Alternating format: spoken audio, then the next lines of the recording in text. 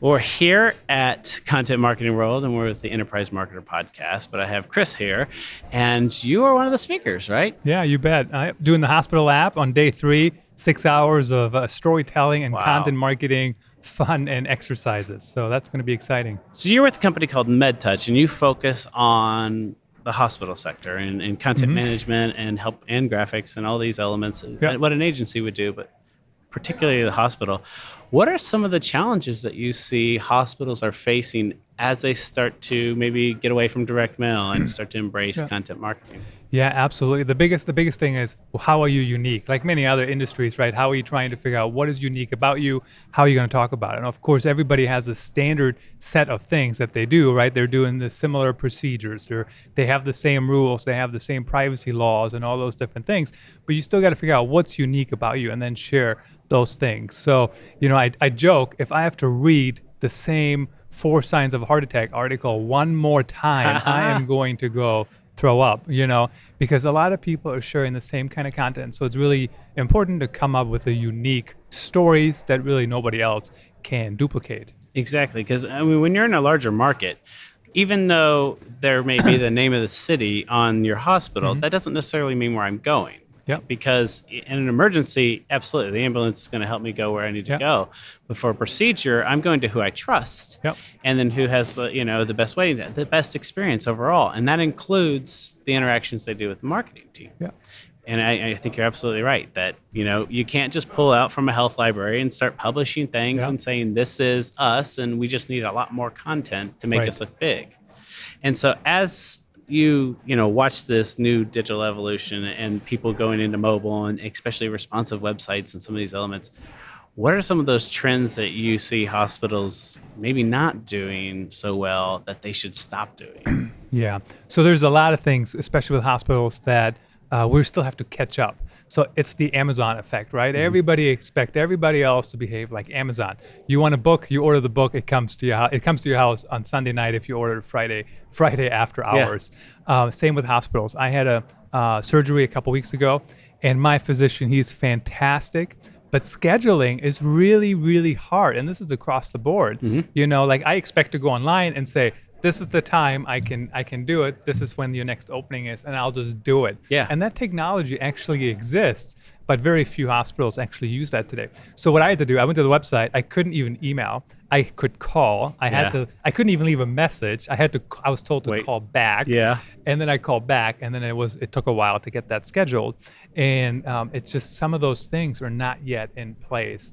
The technologies are there, but hospitals sometimes take a while to pick up. But again, hospital tools, they're just tools. They're not going to help us be a better organization, right? I mean, I was talking to one healthcare system, and they're doing this big campaign, and I said, here's how you can extend it into social. You can encourage people to share their experience live, as it's happening.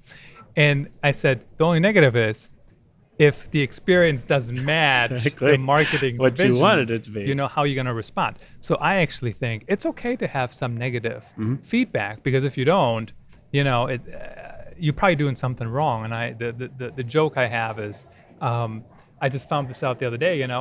Not everybody loves me. Hard to believe. Yeah. But not everybody loves everybody. So if sometimes people don't like something, they can. There's a multitude of reasons, and we can just address them. Oh, That's yeah. really what it comes When I think of like wait times in a hospital, it almost feels like it's at, the car dealership. Yeah. That when you take it in for service, you have no idea what it's going in for. And it's okay that they call you back. They give you a car, you go off or whatever. But when you're waiting in the room, your time is valuable. You want to know. And in hospitals, it's like, it's almost like it's so complex behind the scenes, because when you go into the white part of the hospital and you see all these things moving, you forget the people in the waiting room that are really having a bad experience the minute it goes overtime. And so much of that, like what Jay Baer talks about, the hug your haters, right? Know those moments to interact with them so you can turn the bad experience positive.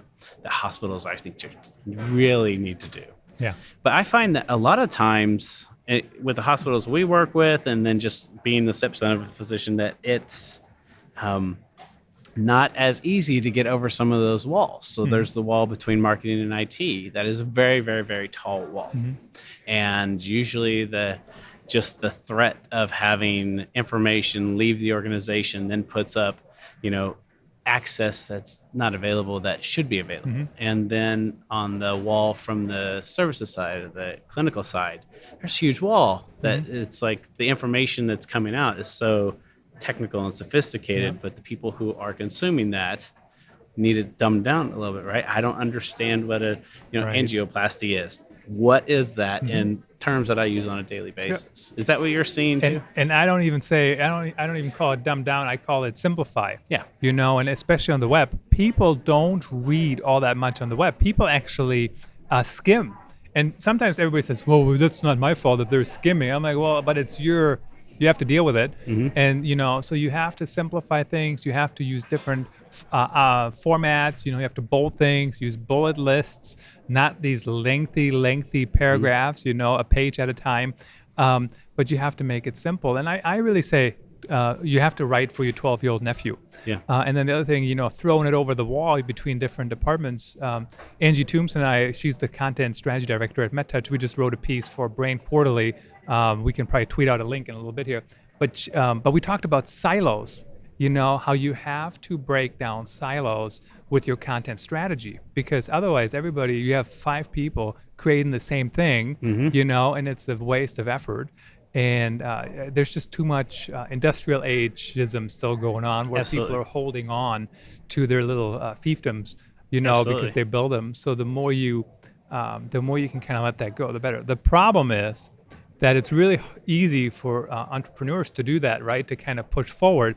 And then once they get a little power, what people do a lot of times, now I'm holding on, right? I don't want to let go anymore. Exactly. So that E-myth issue, right? You can't scale if you're still involved in the middle of it. Right. So they forgot how they got where they are now. Yeah. So unfortunate. Yeah, but I heard we had Amanda on from Cleveland Clinic, and she talked about how she started with a team of 3, and then over that 4 years she's now at a team of 24. But she consumed teams that and hospitals tend to stay where they are. The direct mail team stays there, the magazine team stays there, and then there's a digital team. And like you said, they're all producing very similar content, but even the internal communications team, right? They're producing great content. They're talking to the people, the practitioners, and there's minimal communication and share between them. And I think that as we're getting more digital, as we're getting more videos and audio, and the doctors are starting to get more involved, we can start to see some of those barriers come down. Yeah. Well, what's fantastic about the Cleveland Clinic too is that obviously a lot of people are seeing them as the front runner in content marketing, and that's rightfully so. But they're never slowing down. They're always looking for the next thing. I was actually talking with Amanda and their team a little while ago here, a few weeks ago, and they're always looking for what's the next thing we need to do. How do we evolve? And things continuously evolve because stuff that worked 5 years ago may not work as well anymore today, and it changes constantly. It changes all the time. But I think, like you were talking about, we're always looking for somebody who's doing it to put up on a pedestal, and then the problem is we start to emulate them a little too much. So I want to be like Mayo, I want to be like Cleveland, right? But really, like the small regional hospital that has 15,000 people that are in that area, they have an audience that needs content, that needs interaction, that has questions, and they aren't going to Mayo and looking up those answers or WebMD. They're looking for you to answer them. And just be yourself. Don't try to be the next somebody else. Try to be the next you. And, population health is another interesting thing with healthcare now. How do we keep the population in our networks healthy? And that's another thing. When you share good content that actually keeps you healthy, you can actually inspire people to be healthier. And ultimately, that can help the healthcare system as well. And you see it on Instagram, especially. You have those fitness people. They post workouts and they post food, like they say, this is what I ate, but I also worked out for 2 hours today. That's why I get to eat this, and they show different exercises and new things that you can copy, and they give tips. And that's the same thing. They're really just building a relationship, and it works, and when you look at it, you're like, this is not really unique, except they come up with some unique things here and there, and they have their personality.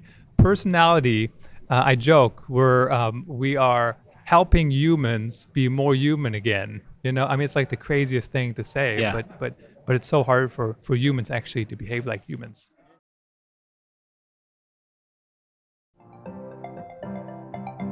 Today, real time is the only time that counts. To stay relevant, you have to stay ahead. Your customers want the right information, right now, wherever they are. So how do you meet the demands of today's customers? By marketing in context. Context accounts for a customer's interaction with your brand. So each touch builds on the next, creating more meaningful experiences for your customers. At Sitecore, we call this context marketing. To do it well, you need marketing technology that has three things: contextual intelligence, content management, and omni-channel automation. Contextual intelligence gives you the information you need about your consumers, so the content you manage is more relevant and is automatically delivered wherever your customers are. The Sitecore Experience platform was built for context marketing, so you can create a more personalized customer experience. Demand more from your marketing technology. Demand more from marketing. Own the experience. Sitecore.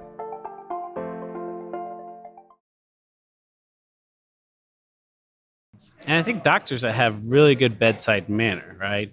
The ones that have been doing this for a while, and they're not just doing it for career enhancement and, getting this more specialties so they can practice new things. Not everyone's like Grey's Anatomy, that they really do have great bedside manner.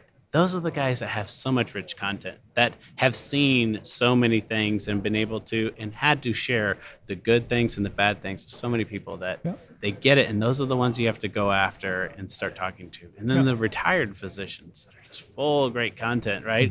And they're looking for something to do. My stepdad, he's in his 80s. He's still practicing because I don't know what retirement would do for him, right? And, so it's one of those things. I'm like, write a book.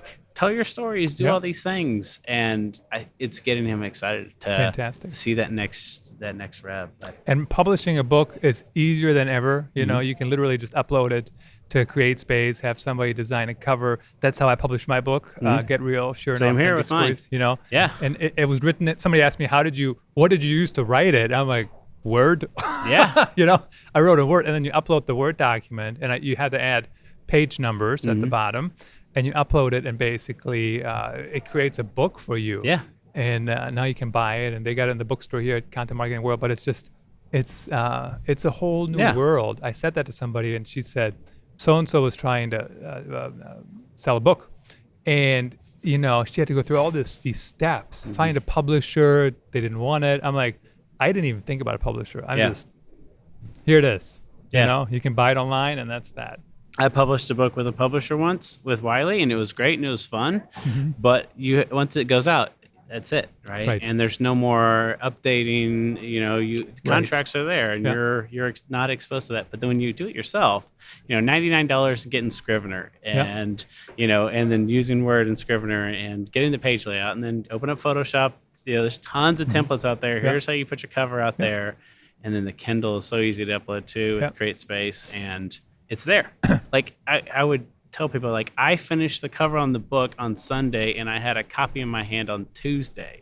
That's how quick it is. I order 100 books. It's there in 4 or 5 days. And the Kindle version, that's fantastic. You mentioned that because it was so awesome for me to see. So I've sold copies, and they mostly are Kindle in other continents, but North America, Europe, Asia. And I haven't seen anything in Australia, I don't think. But you can tell, where sales are coming from. Your bank account has like 50 transactions, and they're all like different weird numbers. Yes, so it's really interesting. But so I don't know how you get into Australia, but it's available there. Exactly. Somebody's going to be there. Maybe it's, But so what are you most excited about? What coming in 2017 for not only hospitals, but just content marketing space? Yeah. I really hope. I haven't thought about my 2017 predictions yet, I guess. This year is still allegedly the year of video. I do agree with that. people are not doing video necessarily as well as they could be. I know there's some people out there who do it really well, and you can watch them. Doesn't make any difference what they're doing or what they're talking about. They have that audience, but a lot of videos are still too stiff. You know, it's like, hi, I'm Christoph Trappe, and blah, whatever. Bye. I'm not watching it. So that's still out there quite a bit this year. Hopefully that will evolve next year. Always do subtitles, transcripts. Sometimes I can't watch, but I might be able to read it. Absolutely.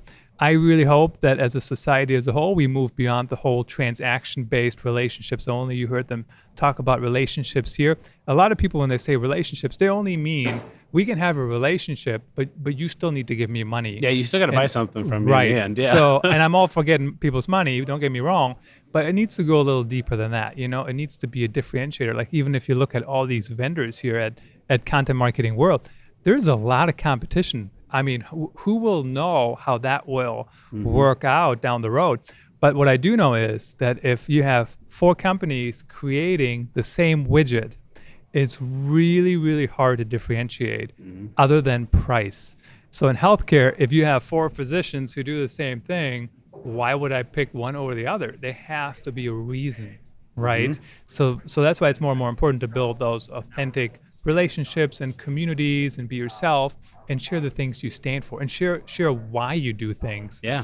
I was talking to one physician, I don't remember where it was, but he's from India, and he is like researching spices, Indian spices, to prevent cancer. And I said, so why is this such an important thing to you? And he says, because my grandfather died of cancer. I never met him. I want my kids' kids to meet me. Yeah. And so it's like wow, it's a real reason. It's not just because I want your money. Yeah. So the more we can move past that and build those true relationships that sometimes can be transactional, but that is not the only reason why we're talking. Absolutely, because the more healthcare reform is continued, especially if they're talking about pre-pricing, right? So you have to disclose the pricing before the surgery, so people can call and ask you, what is the retail price on this surgery? And if they start making choices based off of who's the best price and what's the best value, then you are going to have relationships because you're in a commodity society. And healthcare pricing, you can do a whole nother podcast on that, honestly. I mean, so I had surgery and they gave me the codes and everything, and they couldn't even look it up. Yeah. But then I hadn't paid any deductible this year. So ultimately, until I paid the deductible, it didn't really make any difference how much it cost because I had to pay that anyways. Yeah. So it's like you have all these different moving pieces, but you can't look it up. Yeah. Very easily. Like, think about airlines. You can go to google.com/flights and you can run all the different airlines and compare, and you can even track them against each other over time. I mean, you can't do that with a hospital. Could you imagine if you had to call every single airline to figure, and then exactly some airlines charge more if it's you and some charge more if it's me? I mean, that it's not going to work long term. Yeah, obviously. or the type of credit card I was using, kind of like the insurance types, right? Oh, which one are you? Oh, okay, you're not private, so it's going to cost you this. Right. So that's amazing. But thanks for coming on the show, and I'm excited to kind of continue the conversation, and hopefully we'll both be back here next year, and we can do another one of these. You bet. Thank you so much. Awesome. Great. There are so many marketing tools to choose from these days. More than 3,500 the last time we checked. If you're overwhelmed and confused, you're not alone. With so many options, marketers are having a difficult time trying to select which tools will meet their team's unique needs. So why do the top content marketing teams choose DVHQ? It's because of our unique focus. Let me explain. The typical content marketing process looks something like this. You start with a defined strategy, then you ideate and brainstorm with your team. Create a plan of attack, produce the content, optimize it, then publish and promote the content, and finally, review the analytics to see how your content performed. As you may know, most marketing software tools are built to support the back half of this process. There are countless CMS platforms, email marketing tools, marketing automation systems, social publishing tools, analytics suites, etc. The list goes on and on. But here's the thing. The back half of the process is not where companies are really struggling. What marketing teams are really struggling with is the upfront part of the process, the strategy, the ideation, planning, workflow, and collaboration, during the content production process. Sound familiar? If you don't get your upfront strategy and planning right, the odds of consistently publishing great content is, well, not very good. So these upfront areas are where we focus 100%. We don't want to reinvent wheels or be a jack of all trades, master of none type of content marketing solution. DiviHQ was on a mission to build a content marketing platform that makes it incredibly easy for you to plan and produce high quality content more efficiently. This approach then gives you the freedom to integrate and connect DiviHQ to your preferred downstream tools. So, if you're looking for help with strategy, ideation, planning, and collaboration, then we're the solution for you.